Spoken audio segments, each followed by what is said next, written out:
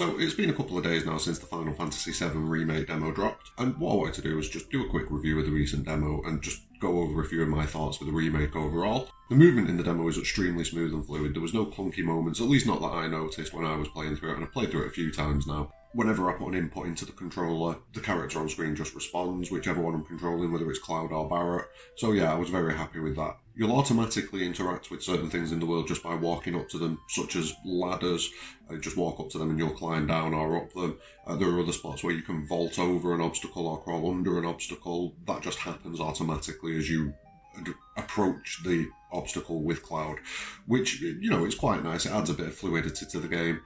Now, other world items that you can interact with is just as easy. All you do is click or hold the triangle button. There weren't many examples of this in the demo. There was chests, which was just walk up to them and tap triangle and you'll open it. And then there was one switch, a lever that you had to activate. You just hold triangle for that and he activates that lever. So yeah, there wasn't too many examples of that in the demo, but hopefully we'll see a wider range of interactions in the full game that we just haven't been exposed to yet.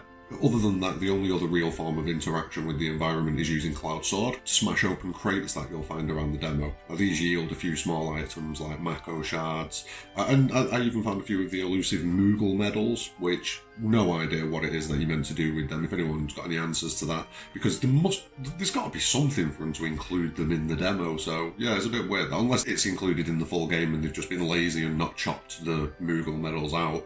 That's one possibility. The menu system looks stylish and easy to interact with, although again, in this demo you don't really have anything that you can do in the menus, so there's not really that much of a reason to even open it. It was just nice to have a quick look in there. Combat in the demo is extremely easy to get to grips with. It follows the same sort of overall format as Final Fantasy XV, with the combat being predominantly action-focused, but the change in this comes with the addition of the ATB type mechanic on top of that action system. So as you're fighting, you'll attack, you'll build up your ATB bar, and once the bar fills a segment, at the minute there's only 2 segments in there, I'm hoping that grows to maybe 3 or 4 segments as you progress through the game. But yeah, once you fill one of those segments, you can press the X button on the controller, and that'll let you select from a range of spells and abilities, so you can cast your magic, you can use special skills like Cloud's Braver or Barret's Focus Shot. Even items require an action, an action bar segment to use, which adds a nice layer of tactical thinking into the fights if you think about it. You might find yourself in a bit of a sticky situation. You go to use an item, but you realise that you've used all of your action bar segments attacking, so you do have to manage that a little bit, which that's a nice little layer of tactical difficulty into the fights. But one thing that I would say is that the fights overall aren't that difficult, but I'll come around to that in a minute. Changing to a different character in combat is simple and fast. All you need to do is use the D-pad and you'll be able to change straight over to one of your other characters that you're in combat with. So in the demo it's only Barret. Seems nice and easy. I'd assume that with additional people in the party it wouldn't be any more difficult just using the D-pad. Now if you want to keep control of the character that you're in command of but still give commands out to all the party members, that can be done as well using the R2 button. So if you notice that Barret's picked up a segment of ATB that you can use, you can press R2, give him a command, finish giving the command, and it'll go back to Cloud and you can just carry on fighting as you were, which is really nice. The combat on the whole, like I've said already, seems pretty easy to get to grips with. The only slight challenge in the demo comes from the Guard Scorpion, but that's not really that much of a challenge once you realise what you need to do in the fight. So you start to use Barret to cast Thunder over and over again, keep on hitting him with Cloud, like use Fire occasionally, and you just try to build up that stagger bar as much as you can. But yeah, it doesn't take much to drop the Guard Scorpion and stay alive through the fight. It's just a case of managing your HP, managing your ATB segments, and just chipping away at him, and eventually he does drop. It's not a difficult fight, it's just a long fight, nearly to the point of getting tedious. Not quite, but nearly to the point of getting tedious. Overall, the battle with the Guard Scorpion was a spectacle. There was multiple combat phases in the fight. A lot of the attacks and a lot of the phases harked back to the original fight. Like I say, my only issue with it is that the fight dragged on a bit. I trimmed the time down a bit on later playthroughs, but yeah, it's the first boss of the game, and if they've dragged the first boss out to this kind of length, it does leave me a little bit concerned for how long some of the other fights have potentially been dragged out, and is this just going to be a case of dragging out fights to lengthen the playtime? That's a little bit of a concern for me. But as long as the fights are engaging, like if they drag those fights out and they're engaging fights with difficulty, they're enjoyable, that'd be fine. I genuinely wouldn't have too much of an issue with that at all. Overall, the visuals in the demo are just absolutely staggering. The use of lighting, the textures, the environments, everything about it. Like, the PS4 is being pushed to its very limits with this game. And one thing that we do need to remember is that this demo has been sat around in a completed form since probably January at the very least, possibly earlier, which means that they've had a good few months to be able to add any additional polish that they want to, tweak any character models, tweak any environments. There's so many things that they could have potentially done in that time frame. We could see an even more visually stunning game, and that would just be insane. Another thing as well is the character designs, like the detail, the care, the attention that's gone into these character designs. It shows through. They all look really good, really realistic. The animations are beautiful. Like, no complaints on this from whatsoever.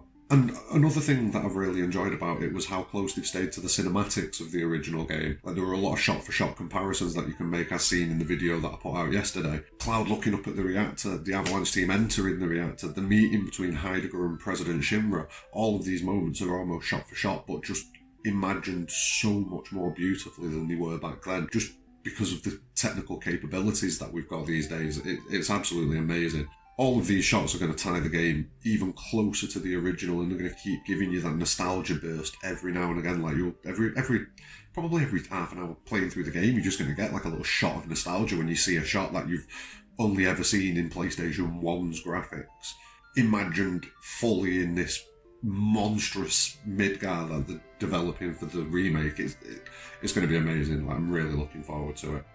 We'll start the audio section first off with the voice acting, which, in my opinion, in the demo is absolutely amazing. The interactions between the characters come off as realistic and definitely kept me engaged throughout the demo. Moments where, like, Cloud's just spoken to, I believe it was Biggs and Jesse, and he walks off then to go and talk to Barrett, and you can still hear the conversation going on with Jesse in the background, and yeah, it was just brilliant. Like, little things like that. It's going to add to the narrative of the game overall. For me, the star of the show in this entire demo, as far as the voice acting goes and the character in general, was Barrett. His rants about the planet and what Shinra are up to are extremely well delivered, and the way that he's constantly needling at Cloud and keeping the rest of the team moving forwards towards their goal, like, it was just brilliant. Like, so much better. In the original, you still got these feelings from Barrett, but because of the way that they can use the technology to convey it in many more ways now, it just feels so much more impactful.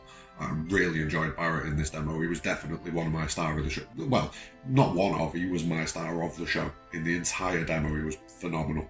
I don't even know where to start with the soundtrack, to be honest with you. I mean, the soundtrack for the original Final Fantasy VII was up there with one of the greatest of all time. From what we've heard so far, this soundtrack has not only taken that and recreated it, but it's also excelled it in some ways. It's got completely new levels added to a lot of the audio. Like, everything is sounding more epic and a bit more refined than it did in the original, and I'm looking forward to getting through the game and hearing a lot of the original's music completely reimagined in this new way and this new manner. It's going to be brilliant. On the whole, the demo itself seemed quite easy. I'm not going to sit here and say that the original was a difficult game, especially the first mission back in the original. It was a very easy mission. But things like the fights with random mobs were over in seconds. The Guard Scorpion wasn't a difficult fight. You just had to keep on repeating the same thing over and over and over again, and eventually you'd drop him. It just dragged on. It was long. It felt like it had one combat phase too many, maybe, for what it was. But that's neither here nor there, really. It does beg a question, though, like, how long is the actual full game going to be, and how is it going to flesh out that content? So this section of the game's been expanded, I'd say roughly quadrupled in size, I'd say. Like, the original bombing mission on the reactor probably took 20 minutes tops. I'd say 20 minutes, maybe 30 minutes if you took time with it. This one, I took 52 minutes. I've seen a few people take an hour. I've seen a few people... So, you know, it's at the very, I'd say double, nearly treble, something like that maybe. Now, if they manage to treble the story content of Midgar overall, that'll put the game's story at not much over the 18-hour mark, something like that. Now, I know we've had reports that have come out and said that the game's going to be 50 hours, 60 hours story. You know, to complete this game, it's going to be 50, 60 hours. But that's going to be, what, 6-7 times more content than there was in Midgar originally. How is it that they're going to fill that content in? It is going to be a substantial upgrade to Midgar, definitely. But overall, Midgar is just a small fraction of the overall story, which There's a couple of concerns. It's a double-layered concern. So the first concern is, how are they going to fill that content in? And the second concern is, how many parts is this overall story going to actually end up being broken up into? At £50 a game, $60 a game, if we see this run into more than 3 parts, which, judging off this, it could be, I can sense a lot of people are going to be extremely unhappy with that. If each of those games is a story-rich, thoroughly enjoyable game, that wouldn't be too much of an issue, but it does come back round to the other point that I made. What is the quality of the content going to be? They're going to have to add a massive chunk of content into each section of the game if they're going to do this, or at least into Midgard, definitely. Is it going to be content that's going to be worth having? Is it going to be story aspects that are going to be worth having? Is it going to be missions that are going to be worth having? Or is it going to be things like with the demo? A boss that in the original took a few minutes being dragged out to, 10-15 minutes, depending on how quickly you can get through it, just by upping its HP exponentially and making it soak up more damage? Or is it going to be things like, in the middle of traversing the reactor, there's a laser section that's been added? Is it just going to be corridor sections like that, which have just been added in to drag out sequences and conversations that add up to nothing more? I mean, this is something only time's going to tell. We're not going to know this until we actually get hold of the Final Fantasy VII Remake. But it is a realistic concern. On a more positive note though, like I've said, the demo itself is visually outstanding. And getting to see areas that you've only ever seen in, by today's standards at least, basic graphics of the PlayStation 1 was an amazing experience. Everything looks far better than I'd ever imagined it. Seeing new areas, like at the start of my playthrough, you've got that first scene where you jump off the train and you fight 2 soldiers. Turning round that corner and seeing what's actually round that corner it was a weird little experience for me. I didn't think, before I did it, I'm going to enjoy this. This is going to be amazing. But when I actually took that corner and could see inside the train station, it was like, amazing. I've never seen this.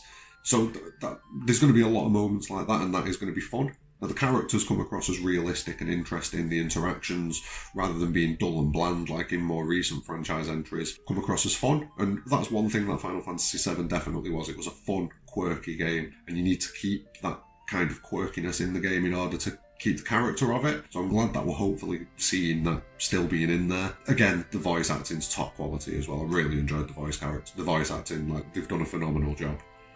The fact that you can control the whole party as well is a massive positive. I was extremely worried that coming into the demo, you'd end up with characters on autopilot like in a lot of other recent Final Fantasies, or there'd be some weird little mechanic like the Gambit system where you sort of had control but you don't have control.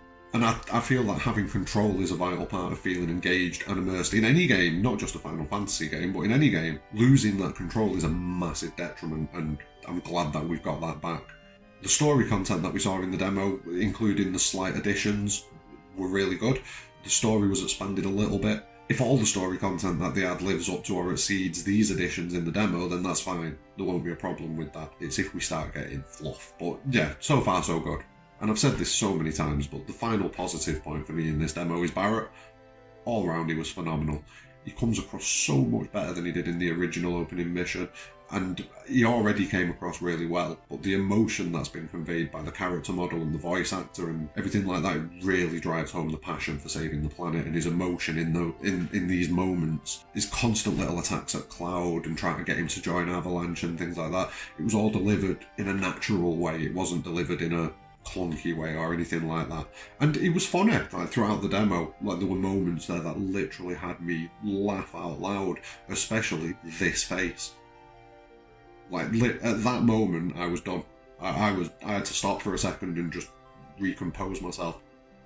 Overall, I enjoyed the demo. I've had a great time going through it again and again. I've played it quite a few times now, I'll probably say about 7 or 8 times. I still can't get over gushing over how beautiful the graphics are, how good the soundtrack is, and how good the characters are. The combat's smooth and fluid, feels so much better, leaps and bounds better than Final Fantasy 15, it really does. And on the whole, I can see the remake being a fun experience from a gameplay perspective, if nothing else. Even if it is a little bit on the what seems to be easy side. I'm going to guess they're going to add additional difficulty levels, but is that going to be difficulty, or is that just going to be more health, less damage? I don't.